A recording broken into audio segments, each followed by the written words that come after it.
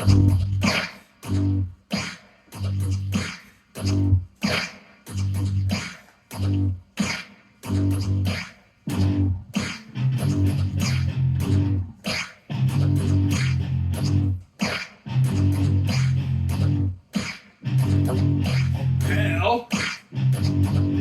City Wrestling. Hell City Wrestling. Hell City Wrestling. Oh. City Wrestling. Hell City Wrestling.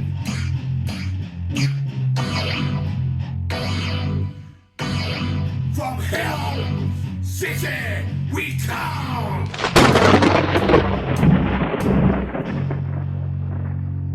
Welcome back to Hell City Streets.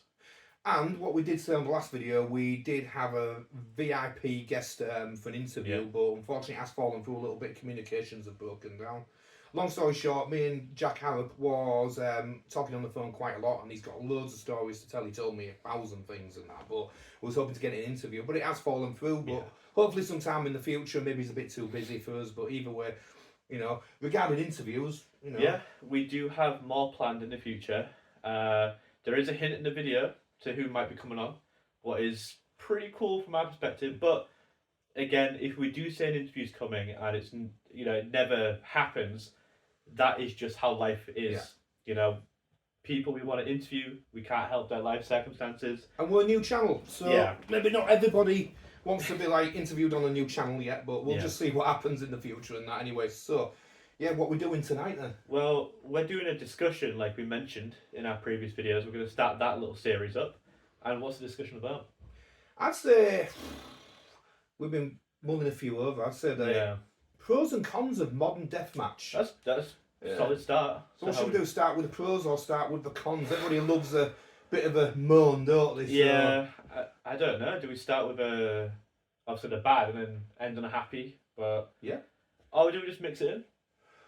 I say we'll do all bad this time and then mix it in next time, you know. So, I mean, we're coming again. What we said in the very first, like video we did, we're coming from two different generations here. I've like grown up through the 80s with hardcore.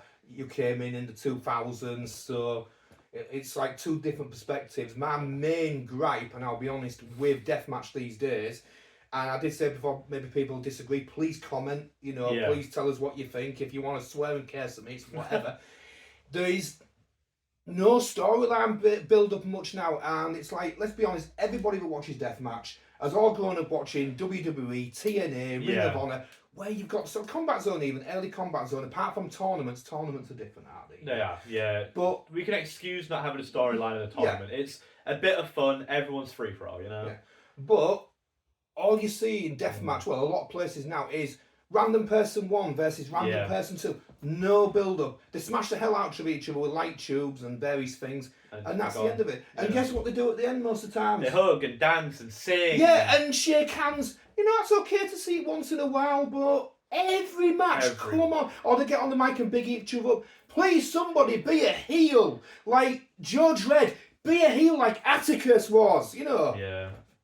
It's just a dying breed. Actually, like, embracing your character, embracing, you know, the hatred you have for your opponent for whatever reason. It could be as stupid as they said the wrong thing or they looked at you funny. That's a story. Yeah. That is a story that could be told. Not, well, we're going to have this match and, well, I'll see you in the back or I'll see you next week. Or we can be friends, we can tag team with each other. It's absolutely ridiculous that they don't carry on. This isn't the freaking WWE people. No. It's not. This is real, down to earth, grubby, dirty deathmatch. I think the last big story was what I remember, and I might be wrong, was the Cruel and the Kirks. I remember that, yeah. That went on for months, man. It was good, long-term storytelling with little nods here and there every week, and, you know, it was exceptional because you felt it. Because the Kegs, they're married, you know, and this monster Cruel will targeting them for unknown reasons at first. And obviously, it has an amazing conclusion if you've seen it or not. But, you know, ICW No Holds Barred on yeah, IWTV. You need to check them out. please watch that. Yeah. I mean, for me, I go to Rise shows a lot, and the only story I can remember recently was the British top team versus the Alpha Daddy Dons. What was a really good storyline to begin with, you know, with like the little vignettes and the funny Darwin and funny Joe packages, and then it just fizzled out. There was nothing there anymore, and I'm not saying the competitors in there are bad.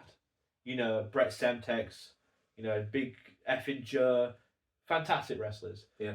But it didn't feel anything after like the funnies. It was just a comedy feud. You know, and I don't want that in deathmatch. I want like an actual real bloodbath. Well, it's like, blood to be feud. fair, comedy in deathmatch works if it's Yeah. like Mickey Knuckles. Oh, 100%. And Joe, to be fair, Joe is excellent in Yeah. matches with comedy. He works it so well because it's Okay. still serious at the Yeah, same with, time. You with know? Mickey Knuckles and Joe, they work it into a storyline. You know, it's always fun when them two are in the ring because it's an ongoing thing. They reference old matches or old, you know, promos. It's something unique that they Yeah. do. But then again, it's like, is it really a storyline if they just reference a few funny gags? That's what we want to talk about. But it's silly. It is absolutely silly, the stories. Because if you know, compared to like, for instance, I'll go back to Combat Zone again. Yeah. Away from the tournaments, you had like a long running thing. For instance, I remember DJ Hyde and Matt Tremont. A huge storyline going on forever with them, so when it built up and it built up, even into the tournaments, it built up. You know, it's like Nick Gage had storylines running, things like that. It works. People have been grown up with storylines and keep your character. It's like Joe Dredd to me is my favourite at the moment. Yes. Out the USA, you know, the new bloods, obviously old school like Necro Butcher and that can't be touched. But for the new bloods, I'd say well, it's between Slack and it's between Joe Dredd because Joe Dredd, man, I swear the things he comes out with in promos, it's excellent. His matches, in ring ability is amazing as well. He's just a fighter. There's no la-di-da fancy moves. He's just there to fight, there to win, and then leave. Yeah, that is it. He's there to prove himself as a winner, and that's his story. And it's every single match, no matter the opponent, he will hate them. Yeah. And it's amazing to see because that's what his goal is. That's what his determination is. Is just pure hate. Like what we said, Atticus. Atticus Koga. Perfect like that, yeah. Atticus Koga. Amazing. Never breaks. You know, never breaks for anyone, even family. He fights family. He fights friends. He fights God knows who. We've seen him in person. Phenomenal wrestler, and just all round heel, all round bad. You know, and no one can break that. Because with the perfect heel comes the perfect faces. Exactly. Yeah. And that's another point that we can talk about now. How a heel elevates a face. Yeah. If everyone is happy-go-lucky and friends, who's benefiting? Nobody.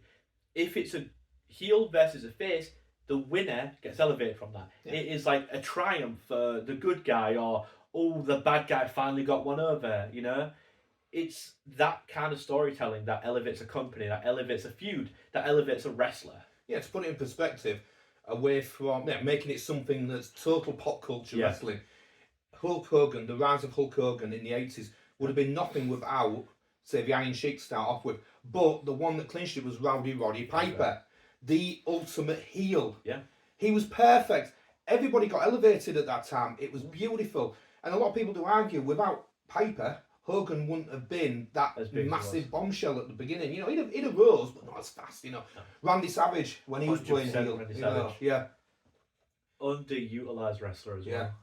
So faces benefit, and it's like what we're basically saying is we're moaning. A lot of people have said it online though. I've seen it. You know, last few months now, people have been discussing it on deathmatch groups and that.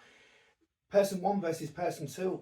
Come on. We've been to shows where there has been zero story, zero development. It's just randomer versus randomer, and it's boring. It's quite frankly, and I'm not going against the people. It's boring to watch.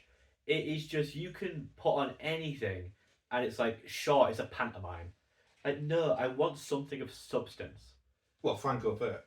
Oh, Franco. Alton Thorne.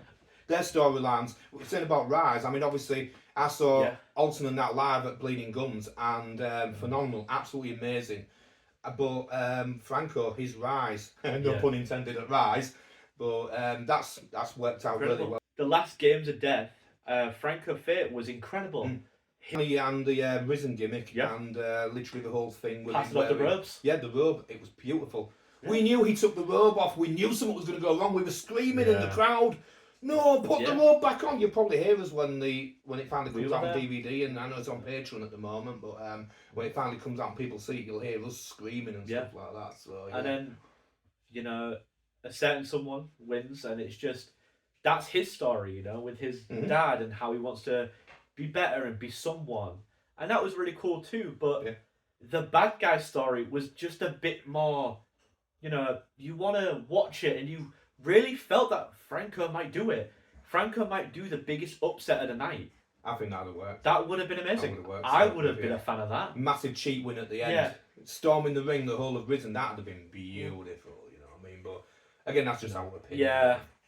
Yeah, I think what we'll have to do sometime as well, we'll talk about various deathmatch companies.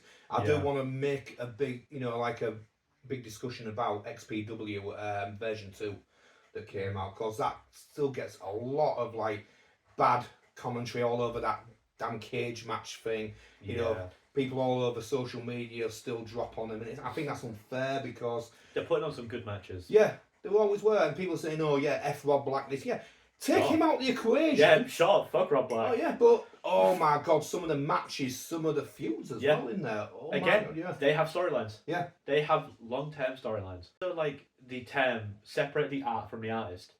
If you can't separate the wrestling from the wrestler or the promoter, you're not going to enjoy anything. Yeah. Because, you know, a lot of companies have bad rep. A lot of companies have some scandal that goes on. But if you go with that, with everything you watch, you're not going to find anything. You know what I mean? People want to just feel important typing Yeah. away on a keyboard. They want to feel important. I've got my opinion. It's been all this way, well, forever, like going back to Benoit, going way Yeah. back. You know, it's like, I can't think of any off the top of my head now, but going back to the 80s, it was there. But the internet wasn't a thing in the 80s, so it was like little fanzine things. You know, it's like, it's always been. Wrestling fans sometimes, whether it be mainstream wrestling, Yeah. whether it be underground wrestling, deathmatch wrestling, are some of the worst people you can talk to sometimes. But then there you you get the go. good people as well, you know, you get Yeah. the amazing people. There's you a know. pro and con of deathmatch. Yeah. Is the people that attend and the people that talk about it, like us. Yeah. We could be a pro or a Well, actually, con. no, it's an interesting thing. The people that attend, Oh yeah, they're actually yeah, beautiful. I don't see anybody complain that attends, but it's fun. yeah, but it's like the people that don't attend, they'll flick a bit on or they'll review some. I'm not a big fan of deathmatch wrestling, but I'm going to leave this review anyway Yeah, because I well- want to feel important. It's like, Just give it a try. yeah, or don't review it at all. You No. don't know it, so it's whatever. So, yeah, I think that'll do for part 1 of this anyway. So, deathmatch discussion, what do you think? Yeah, I think we're well. Yeah, we've had our rant. Anyway, so, what do we always do at the end of a video? Have you spotted anything yet? A little hint. Yeah, obviously, yeah, we're on about the ECW flag. Big Joe did that, and we're wearing a Big Joe t-shirt, so is it him? We don't know, but there's also something else just here as well. Yeah. Highly recommended book, Madman Ponder. Madman Pondo's autobiography. Not just about deathmatch wrestling. I mean, he's done a lot more than that. He's acted in movies and things like Yeah. that. 2001 Maniacs with Robert Englund, so highly recommended that book. Just a little pop bit for myself as well, just to end my part of the video. I write for a massive like horror review site called Seven Cinema. I actually interviewed Madman Pondo not long back on there, so Please check check that. We'll leave that a link in the description and Yeah. the top comment. Please go look at that. The next video will be the pros of deathmatch wrestling. And I know in this video we said a few pros as well. Mhm. And maybe the pro video will say a few negatives. But that's just how discussions work. Sometimes when you talk about a point in person, you really see the bad or you really see the good. And that's what we want to do. We want to make it feel as natural as possible. Because we want you guys to talk as well. We Yeah. want you guys to argue with us or agree with us. But just don't argue with each other. Because that is the problem. that's what's killing the deathmatch thing. Yeah. It really is. A lot of companies are closing down. We've lost Bleeding Gums over here. We did. We've lost Ruthless Pro Wrestling. Well, I think the last show's coming up soon, isn't it? So Yeah. it's like we're losing that. Other thing that really annoys me, negs me out, is when people, they drop on XPW, they also drop on places like, IWA Deep South, various things like that. Yeah, they have some really stupid comedy stuff. They you do. You haven't seen all of what I've seen yet. Oh No. my god, it cringes No. you. But they have some good stuff as well. I just wish people had just like reel it in a bit and think, right, the deathmatch thing could die. Yeah, they could. Yeah. It could very well die.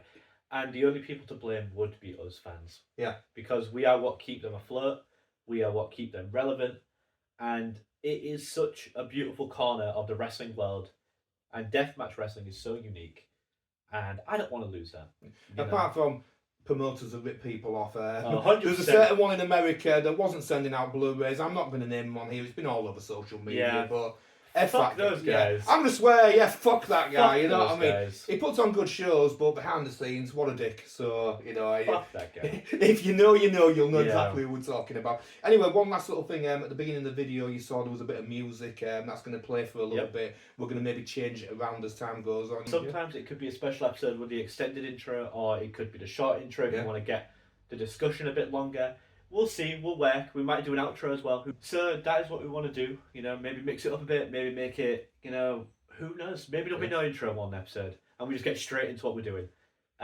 Especially with the interviews, we want to continue doing that. Yeah. Maybe there'll be Jack Harp in one episode. We'll just drop him in. You won't expect it. You'll be like, maybe whoa. it's this episode. Maybe I'm going to edit it in a minute. Yeah.